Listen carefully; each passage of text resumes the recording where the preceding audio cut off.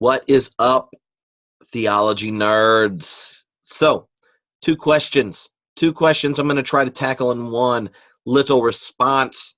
Number one, how did the early church see the relationship between religion or faith and reason and science? Number two, how has contemporary science impacted and changed the way Christians read Scripture? All right? First, let's take a hop in the time machine and go back and hang out with our buddy St. Augustine or Augustine. They're the same person.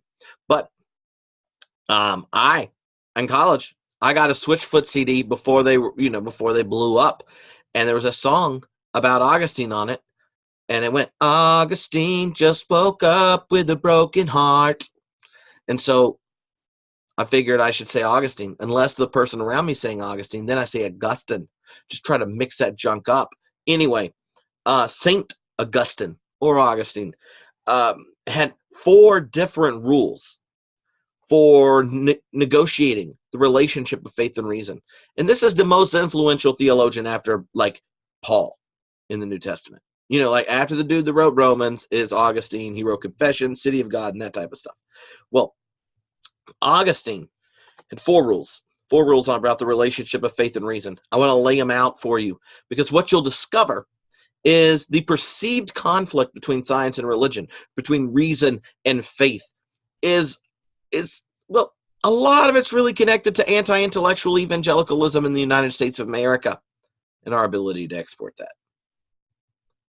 That the perceived battle between religion and science is more connected to the anti-intellectualism and its heritage in the United States than, well, the Christian tradition. And you can see it right here in Augustine's kind of 4 rules. Number 1, the unity of truth. The unity of truth, Augustine argues, that means that all truth is God's truth. And that means that if all truth is God's truth, then, 1, ultimately there aren't going to be contradictions between truth and truth. But also that you're not, at least as a person of faith, you shouldn't be scared of discovering new truth or deeper truths or a greater framework for understanding truth. Truth is God's. And so to seek truth and to recognize there's a unity in truth, that's awesome. It means we should be truth seekers and not truth seekers as a shorthand for people who already know you should ask Jesus in your heart to avoid eternal conscious torment, and now we can help others who we identify as truth seekers find the truth, namely our understanding of our account of our particular faith tradition. No, all truth is God's truth, and if all truth is God's truth, then there's like no truth you need to be intimidated by, scared of, or denounce as like Satan's evil work.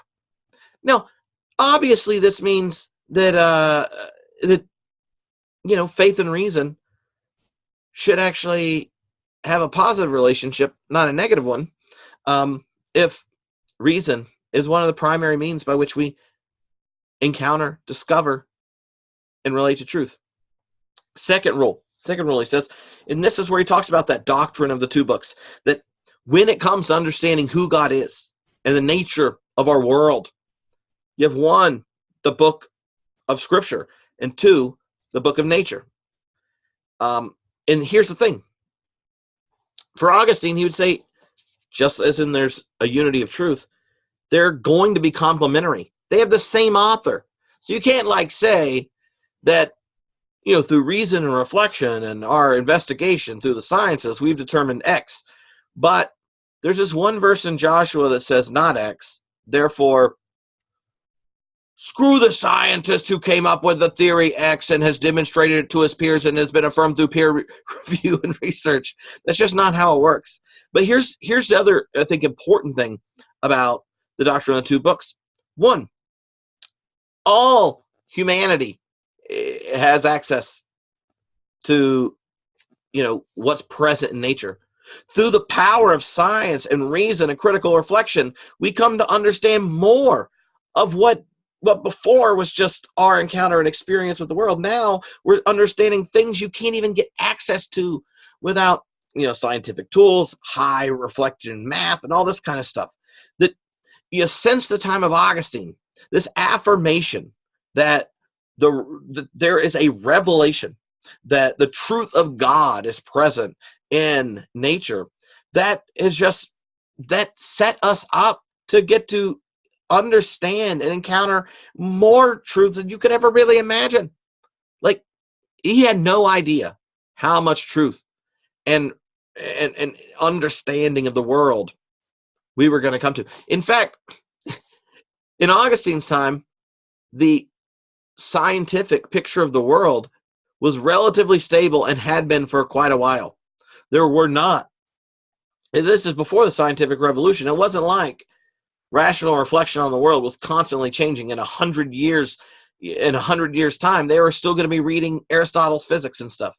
Like this is today. If you skip forward 100 years, you could have switched opinions 3 times on all sorts of different stuff in science, because we keep getting more knowledge, more data, putting it in different contexts, hooking it together in different ways. People then get persuaded, and then they test it, and they try to prove it wrong, and then they go like, we can't prove this part wrong, we can prove this part wrong, and now we got a new theory, and we try to put it all together. In 100 years' time, reason, natural revelation, access to truth through reason, critical reflection on the world is a growing enterprise. Then it wasn't. That's just important to point out.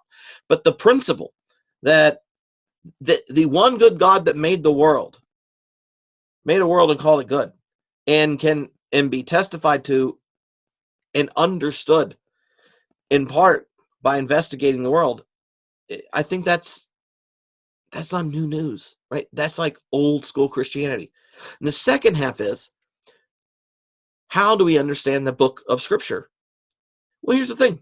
Scripture contains 2 historic communities' testimonies to their ongoing relationship with God. The people of Israel and the early church. And it's not like there's a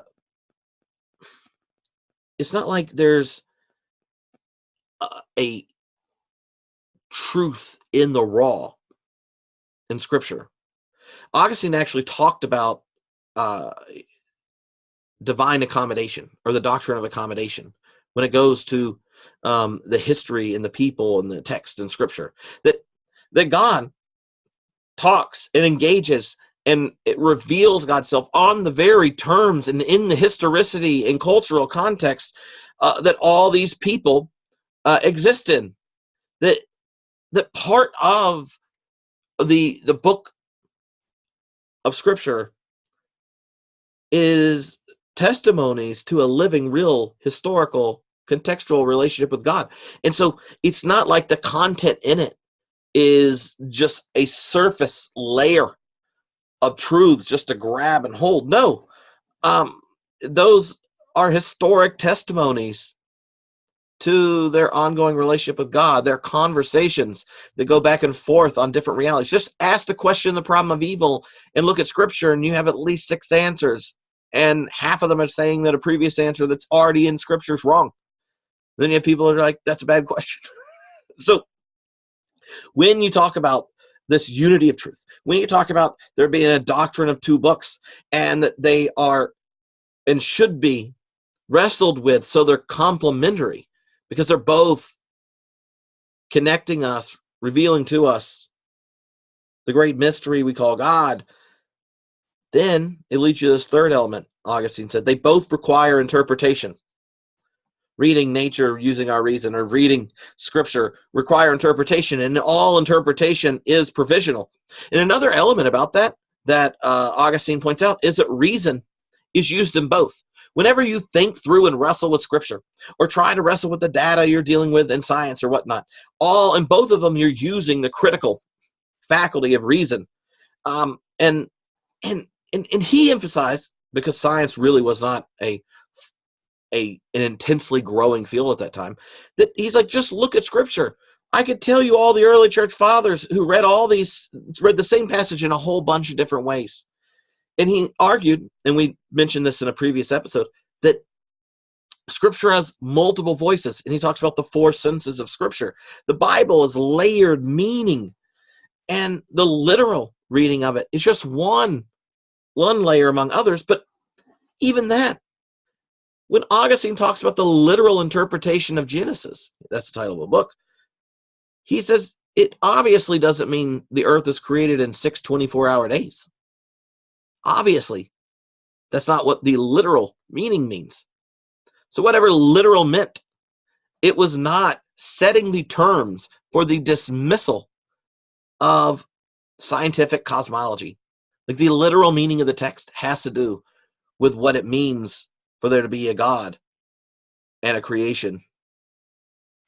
A God who creates life and gives life, sustains life, and a bunch of other things. Like, maybe we can come back to it, but the text is pointing, and I emphasize that text just because today the perceived conflict between religion and science could just be, and I remember Ken Ham saying this to Bill Nye the Science Guy, where he's like, well, a day means a day means a day means a day. And Augustine, like most influential theologian after Paul, is like raising his hand, just like, just to clarify, like a day doesn't really mean a day. If you by day you mean 24-hour period. Not even sure what that word would have meant in that context, given that one of the days you get the creation of light and dark, and then like night, like the stars and moon and the sun, and like, you aren't taking that the wrong way, are you? You know, like, that's Augustine's response right there, way before. And so the perceived conflict between faith and reason, I think, is connected to a defensive, a responsive understanding of that relationship that comes out of the Enlightenment. That, when you realize that our understanding of nature is growing and changing, and that previous interpretations of a biblical text or a doctrine or something, that there's tension, and then you immediately go, no, then, things get difficult.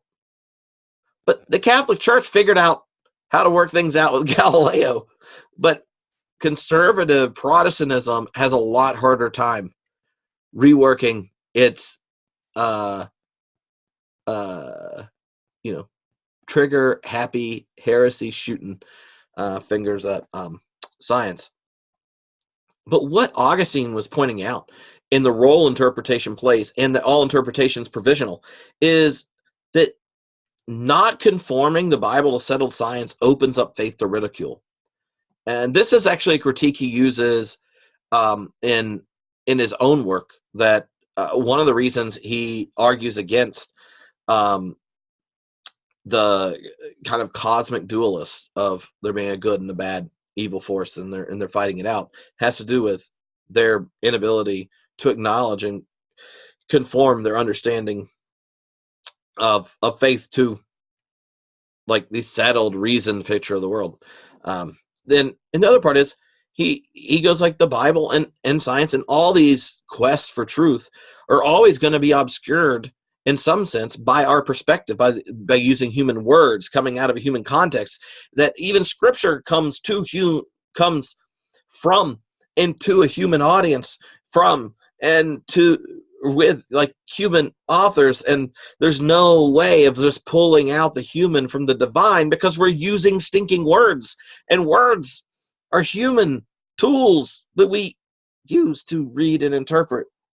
So, unity of truth, the doctrine of the two books, they both require interpretation. The fourth thing, and this is where I think, the second question, like, how has the relationship of religion and science changed from the early church, is that he argued that science or reasoned reflection was the handmaiden to theology, that religion is primary. And it makes sense in his time, right? Their cosmological vision, their picture of science and stuff was not fluctuating. It was rather constant. You hadn't got to the scientific revolution yet. But the big questions of change for Augustine were, like, they're still figuring out the Trinity and the incarnation and atonement, and trying to figure out how you can be a monotheist, assert that Jesus is the image of the invisible God, the firstborn of all creation, that to read these Hebrew texts and bring them into your tradition, and yet they aren't even compelling to most Jewish people around you that Jesus is indeed the Christ, and he's their Christ, you thought, and so it gets confusing. So theology is a constantly fluctuating, evolving, transforming conversation, and in the background of that is a rather stable, reasoned account of the natural world. And so religion was understood to be primary, and science its handmaiden, because theology and God's self-revelation in Jesus was like working for the crescendo moments of truth and such. Today, that's not the case. Today, the relationship of faith and reason puts all sorts of doctrines that could be assumed in question, or asking them to be reformulated, or demanding to be heard. But I think in his kind of previous assumptions that there's a unity of truth, that you can encounter nature and the scriptures as trustworthy text to read and come to understand ultimate reality. And that recognition that both require interpretation and they're provisional and they require the use of reason, then I think we can reframe the relationship of science and faith so they aren't necessarily enemies. And they don't need to be set up in a contest where you have like the atheist over here and the theist over here and they're battling it out. And if we just use reason the right way, we're either going to prove the scriptures true and poo-poo Darwin, or vice versa, or prove the reality of God and not over here. I think that if we get rid of Rule 4, where theology is primary,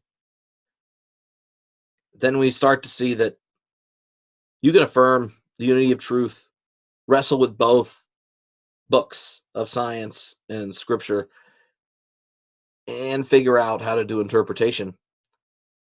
When you realize that the battle is already in us, that we're believers and skeptics at the same time. We're skeptics and we're believers.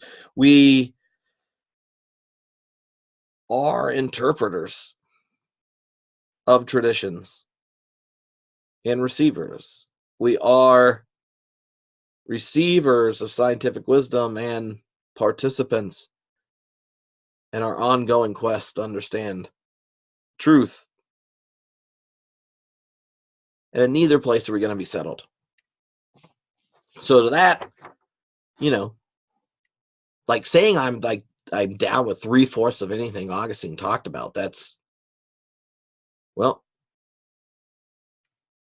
my conservative moment for the month. I have like an opposite batting average when it comes to his anthropology, namely his understanding of the biological inheritance of sin. There, I think we should totally update his doctrine with science. Dear God, peace.